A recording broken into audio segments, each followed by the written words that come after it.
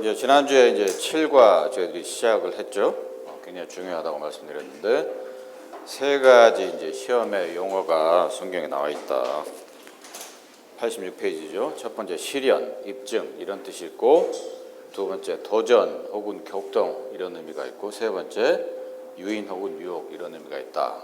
저희들 공부했습니다. 근데 이제 지난 이제 시간이 없어서 좀 자세히 설명을 못 드렸는데, 수강자님이 질문하셨잖아요. 욥의 경우는 이제 어떤 경우냐? 이제 그 2번에 도전 혹은 격동 맨 밑에 보면 그분은 또한 때때로 사단이 신자들을 시험하거나 괴롭히도록 허락하신다. 여기서 이제 사탄의 입장에서 하나님께 이제 도전한 거죠. 격동. 그런 의미로 이제 쓰신 것 같고, 그 다음에 이제 욥 같은 경우는 이제 첫 번째 시련, 시험, 이 케이스로 이제 주로 볼 수가 있죠. 그런데 이제 그 욥기 마지막을 향하다 보면 욥기 33장 이렇게 보면 어떤 얘기가 나오냐면 욥이 그것을 이제 제대로 믿음으로 이제 받아들이지 못하는 그런 장면이 나와요. 한번 볼까요? 욥기 33장.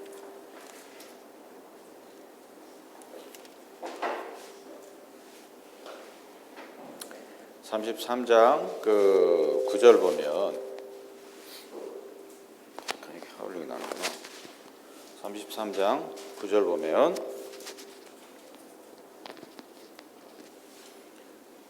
나는 깨끗하여 죄가 없고 허물이 없으며 불의도 없거늘 하나님 나를 칠 틈을 찾으심에 나를 대적으로 여기서 내 발을 착고에 채우시고 나의 모든 길을 감시하신다 하였느니라. 이제 이런 얘기를 하거든요. 그리고 이제 나는 순전하다, 나는 의롭다 이런 주장을 하니까 이제 엘리후가 이제 그것을 지적을 하는 건데, 그러니까 이제 이런 것들이 이제 그 세 번째 유인 유혹 거기에 이제 해당된다고 이제 볼 수가 있는 거죠. 이것을 이제 욥이 이제 그 다음에 38장부터 이제 폭풍 가운데서 하나님께서 나타나시거든요. 그러고 나서는 42장 마지막에 보면 그런 고백을 하는 거죠. 42장 마지막 33절 보면 그렇게 나와 있죠. 무지한 말로 이치를 가리우는 자가 누구니까? 내가 스스로 깨달을 수 없는 일을 말하였고 스스로 알 수 없고 헤아리기 어려운 일을 말하였나이다. 내가 말하겠사오니 주여 들으시고 내가 주께 묻겠사오니 주여 내게 알게 하옵소서. 내가 주께 대하여 귀로 듣기만 하였사옵더니 이제는 눈으로 주를 배웁나이다. 그러므로 내가 스스로 하나고 티끌과 재 가운데서 회개하나이다. 그래서 이제 그것을 본인의 행동을 이제 잘못한 것을 깨닫고 회개하는 그 장면으로 이제 욥기는 끝나는데, 그렇기 때문에 욥기 같은 경우는 이 세 가지가 다 이제 해당된다. 이제 그렇게 볼 수가 있어요. 다시 정리해서 말씀드리면 욥은 일종의 그 시험을 이제 받은 거고 그것을 잘 통과를 한 거죠. 그렇지만 욥도 의로운 사람이었지만 당대 정말 의로운 사람이었지만 인간의 그 유혹 거기에 이제 일정 부분 빠진 것이 있었던 거고, 그다음에 이것은 사탄의 입장에서 보면 사탄이 욥을 이제 가지고서 하나님께 이제 도전했던 거죠. 격동했다 이런 표현이 나오는데 그렇게 이해하시면 되겠습니다. 자, 그러면 87페이지 유인 혹은 유혹 그 밑에 단락 보면 시편 기자가 하나님께 자신을 시험하고 마음에 악한 행위가 있는지 살펴달라고 간청했는데 그것은 첫 번째 의미의 시험을 나타낸 듯 보인다. 이것도 이제 다윗이 고백한 건데 한번 볼까요? 139편 마지막 절인데 이제 요 구절이 또 이제 저희들이 중요한데 139편은 우리가 아는 대로 하나님의 세 가지 대표적인 속성, 전지, 전능, 편재함을 이제 잘 말씀해 주고 있는 그런 시편인데 그 마지막에 이제 그걸 다윗이 고백을 하는 거죠.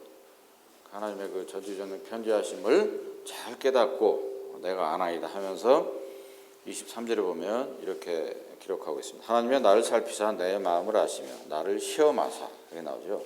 시험하사 내 뜻을 아옵소서. 내게 무슨 악한 행위가 있나 보시고 나를 영원한 길로 인도하소서. 이제 이렇게 이제 기록을 하고 있습니다. 그래서 여기서 이제 이런 의미에서 이제 여기 그 기입성자님은 그 예를 여기 이제 언급했던 것 같아요. 첫 번째 케이스다. 그다음에 주 예수님께서 천사들이 구해줄 것이니 한번 절벽 아래로 몸을 던져보라는 사탄의 요구를 받고 하나님을 시험하기를 거절했는데 이것은 두 번째 의미 시험을 나타내는 거다. 그러니까 격동하는 거죠. 도전하는 거죠. 그 다음에 세 번째 주기도문 맨 마지막에 우리를 시험에 들게 하지 마옵시고 이게 유혹이거든요. 다만 악에서 구하시옵소서라는 구절이 나오는데 이것은 분명 세 번째 의미 시험을 나타내는 얘기다. 그것은 이제 능히 우리가 이제 알 수 있는 거고 시험이란 단어의 이 세 가지 용례는 주의 깊게 구별되어야 한다. 하나님은 다음과 같은 약속의 말씀을 줘 매우 격려하신다. 사람이 감당할 시험 밖에는 여기는 사실 유혹입니다. 원문을 보면 유혹이에요. 너희가 당한 것이 없나니 오직 하나님은 미쁘사 너희가 감당하지 못할 시험 당함을 허락하지 아니하시고 시험 당할 즈음에 또한 피할 길을 내사 너희로 능히 감당하게 하시느니라. 하나님께서는 자신의 목적을 위해서 그리고 인간의 행복을 위해서 시험을 사용하신다. 그것을 통해서 그분은 믿음과 정직을 드러내시고 인내와 같은 인격적인 자질들을 발전시키고 종종 그분의 대적들의 입을 막으신다. 그 예전에 제가 기억이 나는데 오래된 일이에요. 그 늦어진 이제 왕진 형제가 한참 힘들었을 때 그런 이제 질문을 한 적이 있어요. 여배에 대한 얘기하고 무슨 이제 그런 부분이 이해가 안 되는 거예요. 왜 내가 하나님의 자녀인데 왜 이렇게 나한테 어려움이 오느냐 이런 얘기거든요. 결론은 이제 그럴 때 이제 많은 부분에 있어서 보면 글쎄요. 이제 성경적 인물들을 통해서 보면 사실 어떤 하나님께서 보내시는 시련, 트라이얼, 테스팅, 시험 이런 것들도 보면 그것을 감당할 만한 사람한테 이렇게 주시는 것 같아요. 이것은 100% 이렇다 이렇게 제가 이제 말씀드리는 건 아니고, 그런데 대부분에 보면 우리 삶에 있어서의 어떤 어려움들은 그 세 번째 경우가 많아요. 어떤 자기 자신의 욕심에 이끌림 받아서 어려움이 오고 그것에 인해서 힘들어지는 거죠. 그런데 이제 우리가 좀 경계해야 될 것은 뭐냐면 나의 잘못으로 나의 욕심으로 인해서 유혹에 빠져서 나한테 어려움이 오는 건데 고통이 오는 건데 그것을 마치 하나님께서 나를 시련을 주시고 나를 시험하신다 이렇게 이제 착각을 해서는 안 된다는 거죠. 그런 실제적인 예들이 있으니까 그렇기 때문에 이제 그리스도의 삶 자체가 그런 유혹으로부터 어떻게 하면 내가 빠지지 않고 이겨내는 삶을 살 건가. 그게 이제 결국 뭐냐 승리의 삶이거든요. 그런 측면에서 우리가 이해하는 것이 이제 올바르다고 하겠습니다. 그래서 아무튼 그 마지막 그 부분의 문장들을 다시 읽어보면 하나님께서는 자신의 목적을 위해서 인간의 행복을 위해서 시험을 사용하신다. 그러니까 이제 특정하게 어떤 그 사람에게 특정한 목적과 계획이 있으시면 그 사람을 이제 시험하시고 시련을 주시거든요. 근데 그것이 아무나 한테나 그렇게 주시진 않아요. 그것을 통해서 그분은 믿음과 정직을 드러내시고, 그렇죠? 사람은 이제 보면은 어떤 죄의 본성적인 기질이 있기 때문에 어떤 어려움을 통해서 그 통과를 해보면 그 사람의 믿음이 정말로 진짜인지 아닌지 그게 이제 드러나거든요. 그래서 믿음과 정직을 드러내시고 인내와 같은 인격적인 자질들을 발전시키고 종종 그분의 대적들의 입을 막으신다. 이제 이것을 이제 저희들이 확실하게 이제 알 수가 있습니다. 자, 여기까지 질문 혹시 계신가요? 자, 없으시면 넘어가겠습니다. 유혹의 세 가지 근원. 이 부분은 저희들이 이제 많이 이제 들어서 알고 있는 부분이기도 해요. 이제 본격적으로 유혹을 이제 다루는 겁니다. 세 번째 경우. 유혹은 세 가지 근원에서 온다. 그 세 가지를 혼동하거나 빠져들지도 모를 어느 한 영역을 간과하지 않는 것이 유익하다. 우리가 다 아는 대로 마귀고 이제 세상이고 이제 육신이죠. 이제 우리가 이제 가장 첫 번째로 마귀. 그러니까 사탄은 항상 이제 믿는 자들을 흔들려고 하는 그런 노력을 하는 거죠. 마귀는 하나님을 쫓는 길로부터 사람을 유혹해내는 인격적이고 활동적인 악의 대리인이다. 예를 들어서 어떤 귀신 형상을 하거나 무서운 악마의 모습을 하거나 이런 게 아니잖아요. 인격적이고 활동적인 악의 대리인이다. 그는 시험하는 자로 불린다. 마귀라는 단어는 참소자 혹은 고소자라는 뜻이다. 그는 하나님을 사람에게 참소하며, 우리가 다 알지만 창세기 3장 5절 가서 확인해 보겠습니다. 3장 5절에 보면 이렇게 이제 하나님을 사람 하와죠. 하와에게 참소를 하는 거거든요. 너희가 그것을 먹는 날에는 너희 눈이 밝아 하나님과 같이 되어 선악을 알 줄을 하나님이 아십니다. 전혀 사실이 아니잖아요. 하나님께서 말씀하신 거고 정반대 얘기를 하고 있는 거예요. 그런데 거기에 넘어가는 거죠. 그 다음에 사람을 또 하나님께 참소한다. 요한계시록 12장에 있는 구절인데 12장 10절 12장 10절 보면 10절 그 후반에 보면 이렇게 기록하고 있어요. 우리 형제들을 참소하던 자, 곧 우리 하나님 앞에서 밤낮 참소하던 자가 쫓겨났고, 여기서 이제 참소라는 의미는 사실이 아님에도 불구하고 그것을 사실인 양 거짓으로 수한다 그러잖아요. 수한다. 그런 얘기죠. 사단이라는 말은 대적 혹은 원수라는 뜻인데 이것은 그가 하나님과 사람의 원수이기 때문이다. 그렇습니다.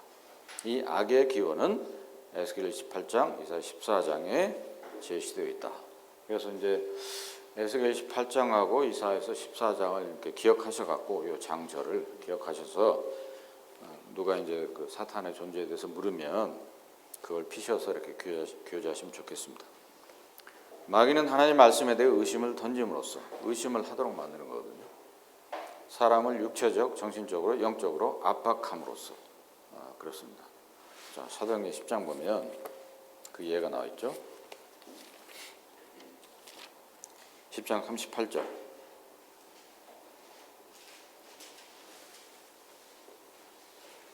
여기 보면 마귀에게 눌렸다 이렇게 돼 있어요.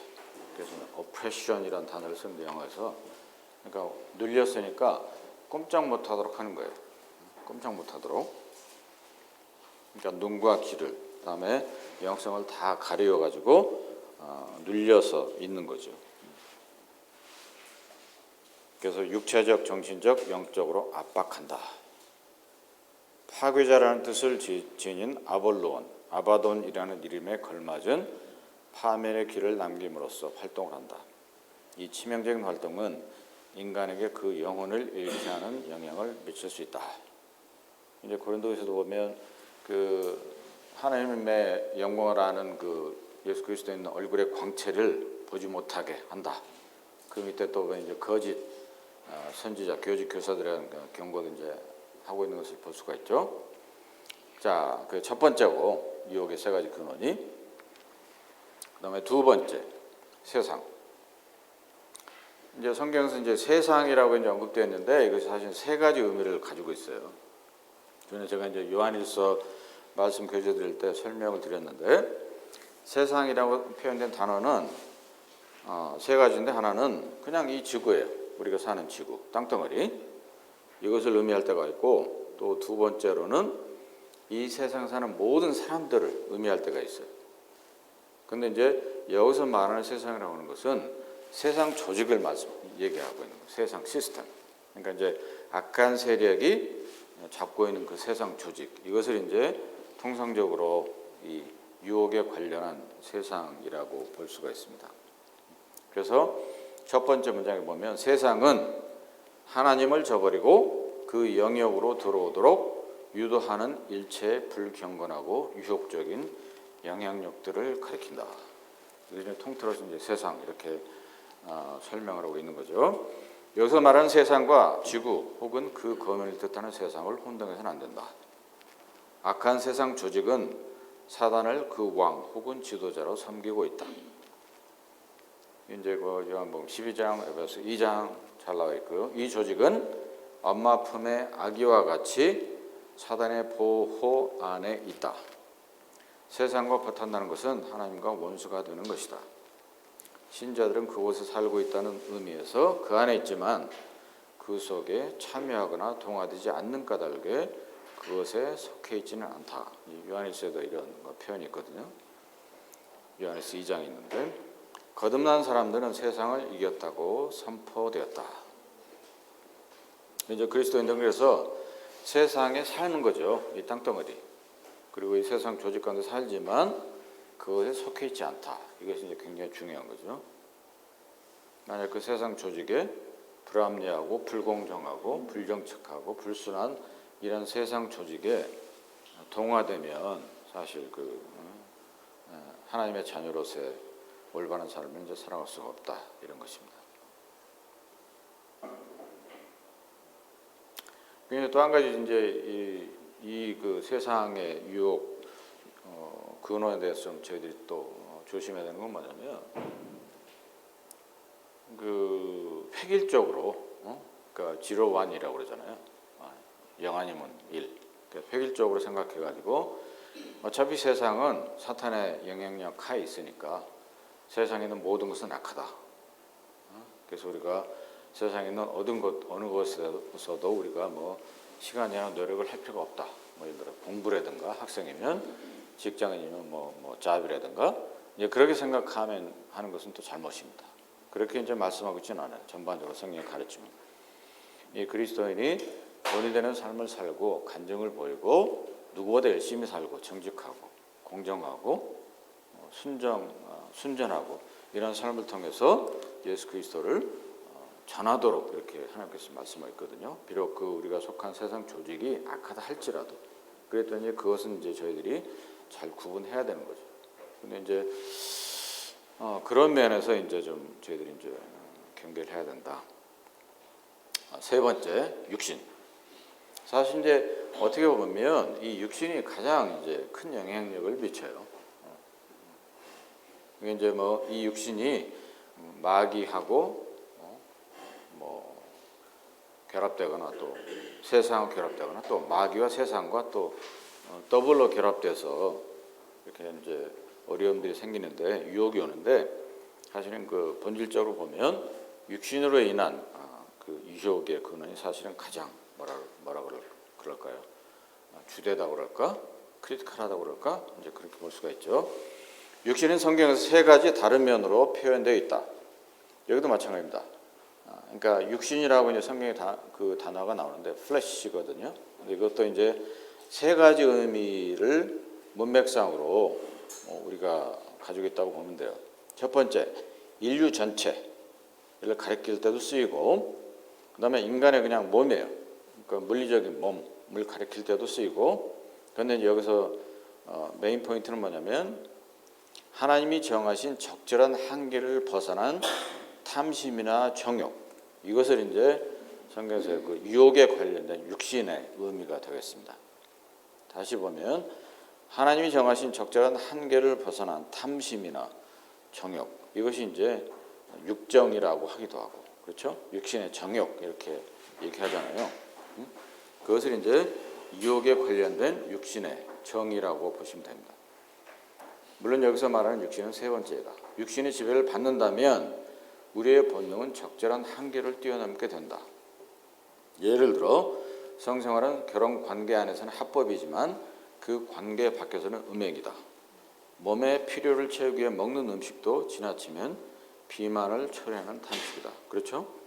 육신의 행위는 음행, 더러운 것, 호색, 우상숭배, 술수, 원수 맺는 것, 분쟁, 시기, 분냄, 당짓는 것, 불리함, 이단, 투기, 술 취함, 방탕함 등 이게 이제 17가지를 이제 갈라디아서 5장에 이제 묻되고 있는데 그 이외에도 이제 뭐 에베소서라든가 뭐 고린도서라든가 로마서라든가 이런 것에 육신의 행함에 대해서 다른 단어를 써서 말씀해주고 있어요. 이런 행위 가운데 지속적으로 머문다는 것은 하나님의 나라를 상속받지 못할 자라는 증거이다. 이제 그 요한일서의 메인 그 주제이기도 하죠. 한두 번은 뭐 it's okay. 그런데 만약에 같은 것에 대해서 계속해서 지속적으로 머문다고 한다면 그것은 안 된다. 이것은 요한일서에서 일관되게 이제 말씀해 주고 있는 거죠. 갈라디아서 6장에도 보면 누구나 육신의 어떤 유혹에 빠져서 그 잘못을 범할 수 있다. 그렇지만 그것으로부터 이제 빨리 이제 빠져나와야 된다. 이렇게 이제 말씀해 주고 있는 것을 이제 볼 수가 있습니다. 그 이제 우리를 유혹하는 세 가지 근원, 마귀, 세상, 육신. 저희들이 이제 확실하게 분명히 알고 참 순간순간의 삶을 정말로 조심함으로 보내야 되는 거죠. 질문 있으신가요? 그래서 세상 두 번째 세상에서요. 요한일서 5장 19절을 계시하시는데 이 맥도날드 선교님이 왜 이 조직이 엄마 품에 아기같이 사단의 거 안에 있다라고 그렇게 표현했는지를 그 의도를 좀 모르겠어서. 그거는 아마 그렇게 보면 될 거예요. 에베소서 2장에 보면